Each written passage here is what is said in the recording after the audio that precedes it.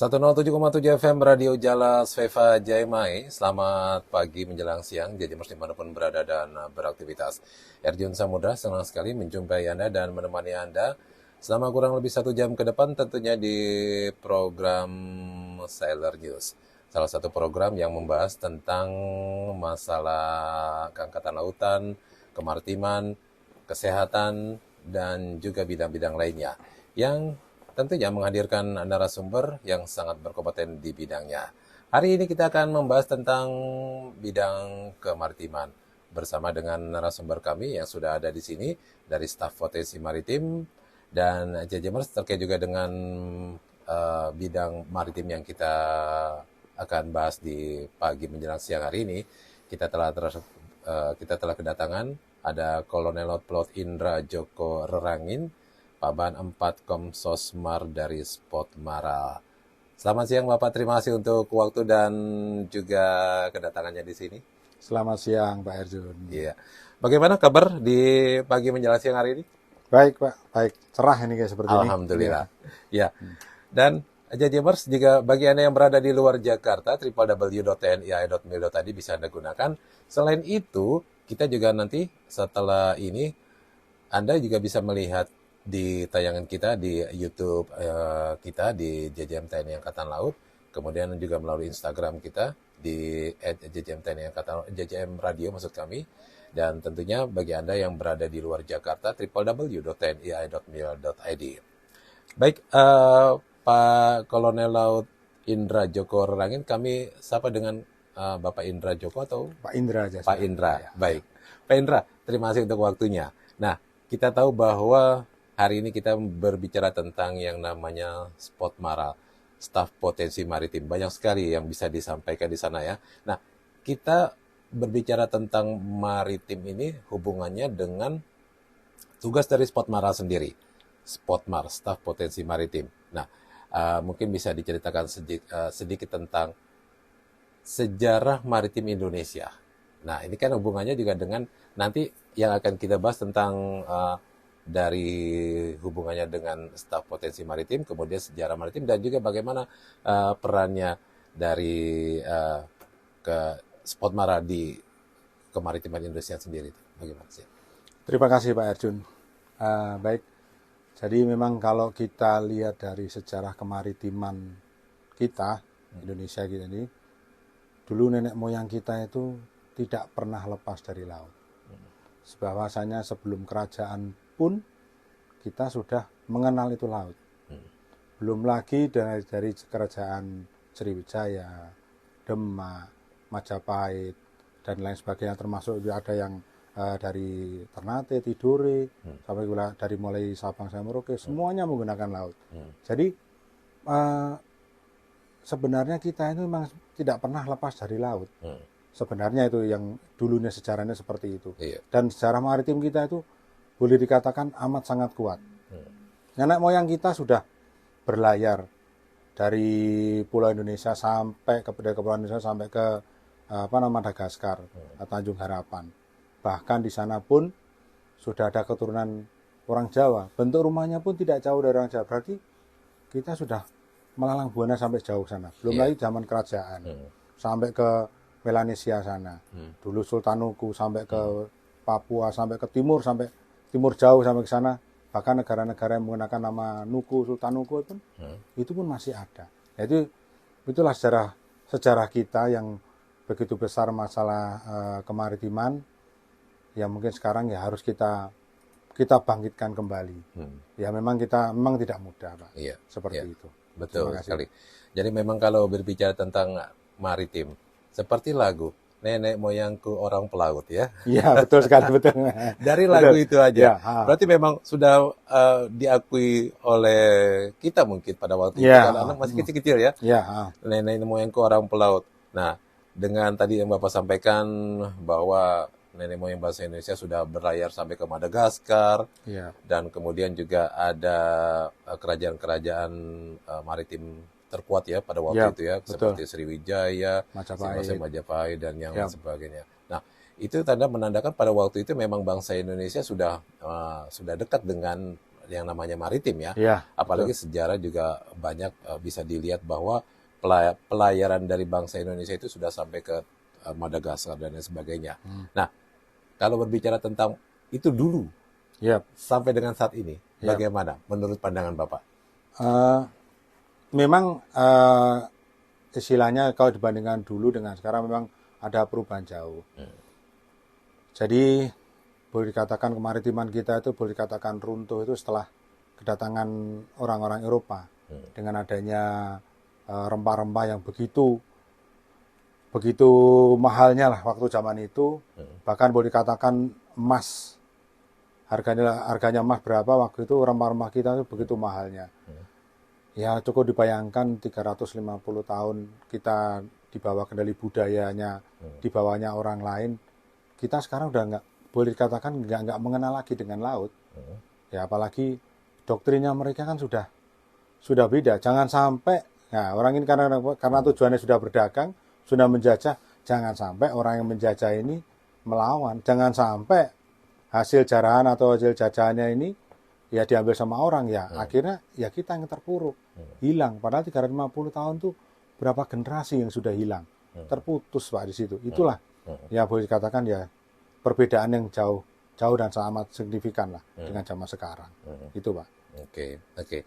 Dan memang sebetulnya antara kalau dibilang mudah ya tidak mudah. Ya. Tapi kalau seumpamanya kita memang harus mengembalikan sebagai jati diri sebagai bangsa maritim, ya. Itu adalah memang tugas kita. Seperti juga seringkali didengungkan oleh Bapak Presiden, Indonesia sebagai poros maritim dunia. Ya, betul. Laut adalah masa depan. Ya. Di laut tersimpan kekayaan. Betul. Jala Sveva, Jaya Mahe. Ya. Seperti ya. apa dari moto TNI Angkatan Laut itu sendiri. Ya. Nah, sekarang hubungannya dengan sinerginya antara TNI Angkatan Laut dan juga narasi tadi kemaritiman yang sudah Bapak sebutkan. Awal, dahulu, terus kemudian sekarang. Nah, bagaimana melihat hal ini? Khususnya mungkin dari bidang kemaritiman yang dilaksanakan oleh TNI Angkatan Laut. Jadi kita cukup bersyukur ya Pak, dengan adanya era kepemimpinan Pak Jokowi ini, apalagi sudah mendeklarasikan untuk poros maritim dunia. Laut adalah masa depan, laut adalah sumber kekayaan kita. Nah, sampai menyampaikan bahwa Jala Sveva Jaya Mahe. Ya kami sampaikan bahwasanya Jala Sveva Jaya Mahe itu bukan hanya angkatan laut. Tapi memang betul, justru kita di laut itu kita jaya. Nah, ini harus kita sampaikan kepada seluruh masyarakat Indonesia. Itulah yang harus benar-benar kita memang harus kita jaya di laut. Itu bisa kita manfaatkan untuk kehidupan ataupun nanti kemakmuran bangsa kita sendiri. Nah, sementara untuk sinerginya sekarang ini boleh dikatakan sudah semakin meningkat. Apalagi pengguna laut tidak hanya angkatan laut, Pak. Dan apalagi maritim itu juga bukan bicara hanya angkatan laut. Karena angkatan laut hanya bagian dari maritim itu sendiri. Tapi kalau dilihat dari maritim itu amat sangat besar. Bahkan sejarah sendiri pun dari mulai negara-negara lain pun menggunakan kekuatan lautnya ataupun maritimnya, mereka mencapai kemakmuran seperti Inggris, Amerika dan lain sebagainya. Nah, ini yang harus kita contoh. Yang harus kita contoh. Kita menyontoh yang bagus-bagus lah dari bangsa lain, terutama untuk kemakmuran atau untuk kemajuan bangsa kita. Gitu, Pak. Betul. Salah satu juga kalau berbicara tentang ada hubungannya bidang kemaritiman yang dilaksanakan oleh TNI Angkatan Laut, yang paling dekat itu adalah Kampung Bahari Nusantara, betul. KBN ya. Itu hubungannya dengan kemaritiman. Kemudian juga untuk mengajak gemar makan ikan. Nah itu salah satunya.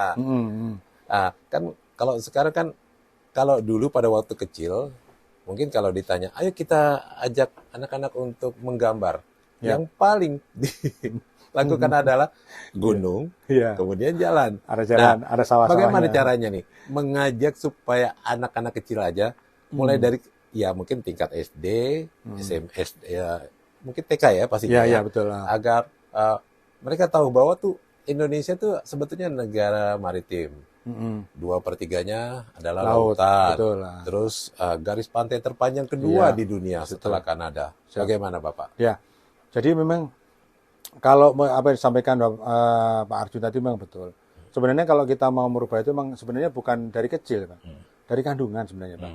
Jadi ibu-ibu yang masih mengandung pun sekarang ini mungkin usia kehamilan, ya banyak-banyak konsumsi untuk sari-sari laut atau dari ikan. Iya. Apalagi apa namanya? Kalau kita lihat di TV kan, ikan salmon, vitaminnya banyak dan mengandung ya berbagai macam.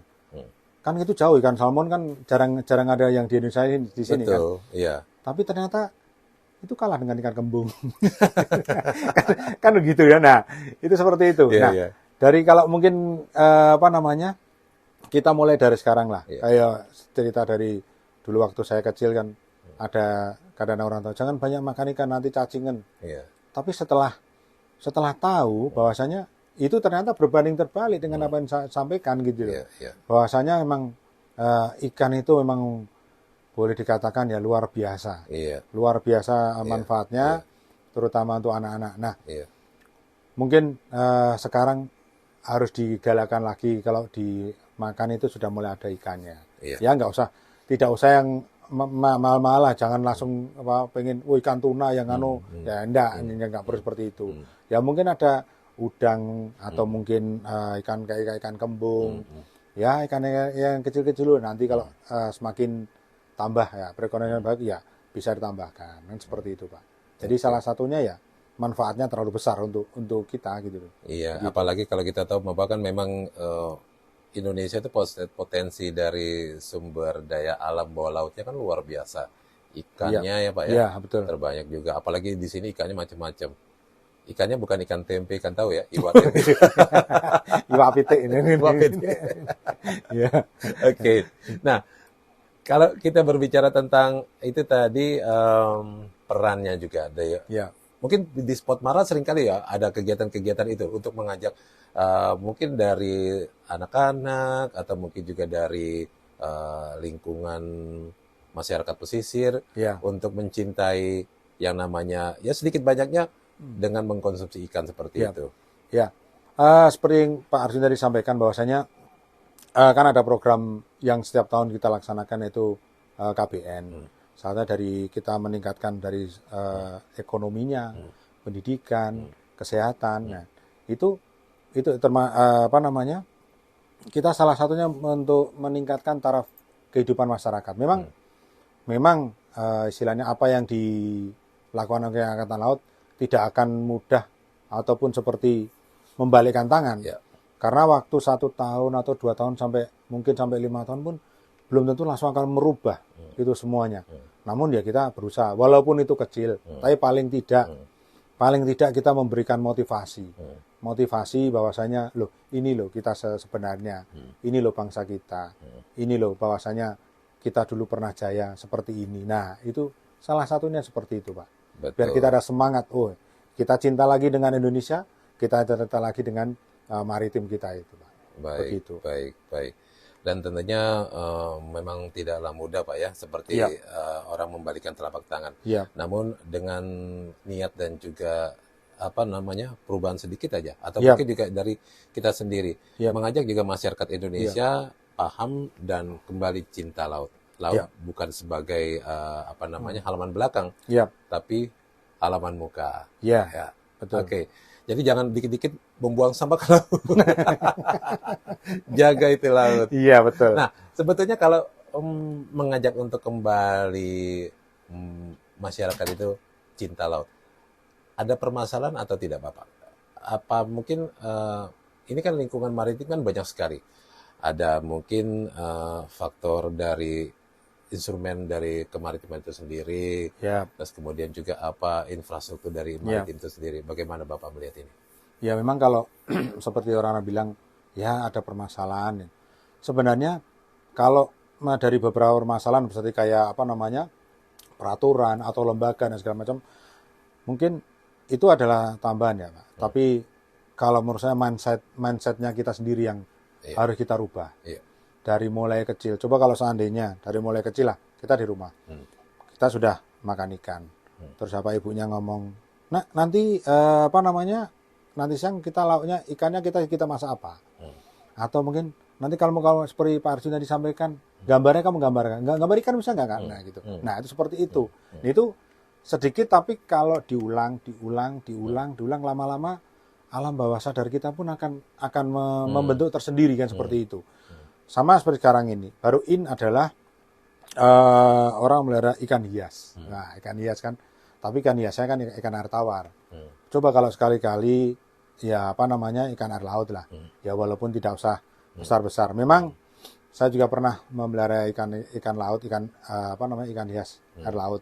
Memang agak sedikit ribet, tapi nilai kepuasannya beda. Iya. Nah, itu seperti itu. Iya. Warnanya juga, keren sekali. Apalagi kalau udah ada akuarium menyalakan, lampunya dimatikan, keren. Nah, itu di situ itu. Itu baru ikannya aja loh, Pak. Kecil loh, Pak ya, kecil ya. Itu seperti itu.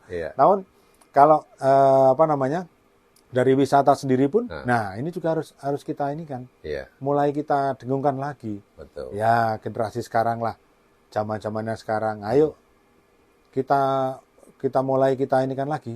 Kan sekarang kan udah media kan semakin mudah, semakin kita mencari apa-apa, semakin ayo kita kembali lagi ke laut lagi lah. Karena itu betul. Seperti itu. Dan seringkali juga kita memang mengajak untuk kembali ke laut itu melalui beberapa media sosial. Karena kan kita tahu bahwa pantai-pantai laut yang ada di Indonesia seperti mungkin ada Wakatobi, kemudian juga ada spot-spot laut yang lainnya, itu sangat luar biasa. Nah, salah satu juga yang bisa diajarkan adalah kepada anak-anak dengan memberikan pengajaran tentang kebaharian, ilmu kebaharian. Kan sampai dengan saat ini mungkin baru hanya sekolah-sekolah yang bernuansa keangkatan lautan seperti Hang Tuah. Ya mungkin itu baru sedikit ya Pak. Tapi memang harus ada ya mungkin kayak program lah. Ini mungkin ya di samping sekolah tadi hanya mungkin angkatan, tapi kan di tiap-tiap lanal kan mungkin ada pembinaan pramuka sakabari, sakabari seperti itu. Ya mungkin nanti di Satkowel ya bisa kita mungkin dilombakan yang nuansanya angkatan laut, atau mungkin nuansa laut lah, nuansa laut yang mencintai laut. Ya salah satunya tadi mungkin sepele tapi efeknya banyak, ya membuang sampah. Membuang sampah apalagi di sungai itu. Nah, sungai sekarang kan tidak ada sungai yang bisa boleh dikatakan. Dulu kan waktu kita kecil kan biasa mandi di sungai. Sekarang nggak mungkin lah mandi di sungai kan gitu. Sungainya hitam semua. Hitam semua. Nah sekarang sudah sampah semuanya. Akhirnya kembali mana lagi? Kembali ke laut lagi. Nah akhirnya laut lagi yang kena lagi menerima sampah-sampah tadi itu. Ya itu kecil. Tiap orang mungkin kalau membuang sampah mungkin bisa teratur di tempat sampah. Tapi kan efeknya besar seperti itu. Betul sekali. Nah, memang itu menjadi salah satu PR juga bagi kita semua. Nah, terkait juga dengan itu semua, peran dari staf potensi maritim itu apa dan bagaimana? Tapi kita akan break sejenak, Bapak ya. Jajamers jangan kemana-mana, tetap di 107,7 FM. Kita akan kembali lagi tentunya bersama dengan Kolonel Laut Indra Joko, Paban 4 Komsos Marspot Maral. Tetap di 107,7 FM.